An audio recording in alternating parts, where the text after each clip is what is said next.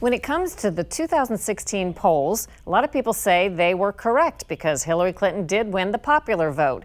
It's just that pesky little detail that Trump came out ahead in the vote that matters, the electoral count.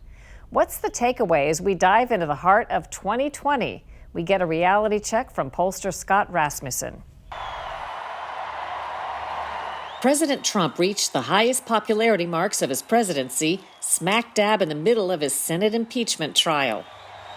We have the highest poll numbers that we have ever had. Thank you, Nancy, very much. Thank you. Proving that both polls and public opinion can be unpredictable things. That's something polling expert Scott Rasmussen has known for a long time as the 2016 election drove home. What was happening was the data was showing the race was close, but pundits, people talking about the race, political professionals were saying, there's no way Donald Trump can win.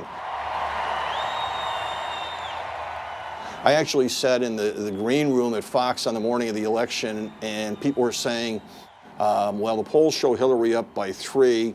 There's a margin of error, so she's going to win by 6. And one person said, oh, no, it's going to be even bigger than that. The polls are off. She's going to approach double digits. I mean, there was this mindset that was not from the data. It was from the eyes of the people who were looking at the data.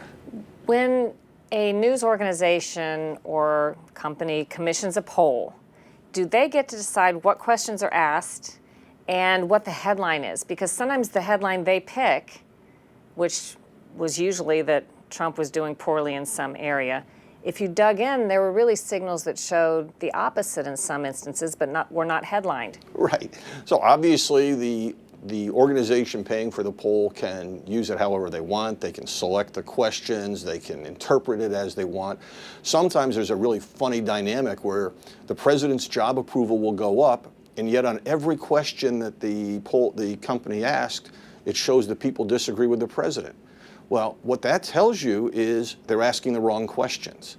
It seems like the polls are all thrown out there, and even when there's difference among polls, people decide to dismiss the polls or actually disparage polls if they don't have the findings they like.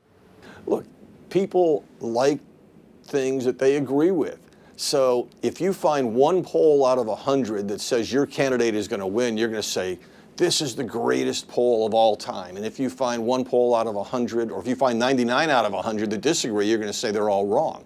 That is part of the human nature. I just thought it was interesting looking back. Remember, Hillary Clinton went from measuring the drapes in the Oval Office to canceling or dialing back on her celebration plans right before the election. Right. And yet Donald Trump, he seemed resigned to the fact or that he thought he was going to lose. What does that tell you about their respective internal polling and what it might have been showing?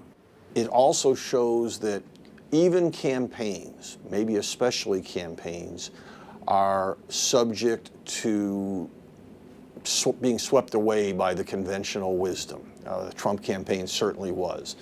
And I think these campaigns, as they watched the process, they had a sense that it might be a little closer than the public was being led to believe, but it was not, nobody on the campaign side really was prepared for the idea that this was going to be the upset of the century.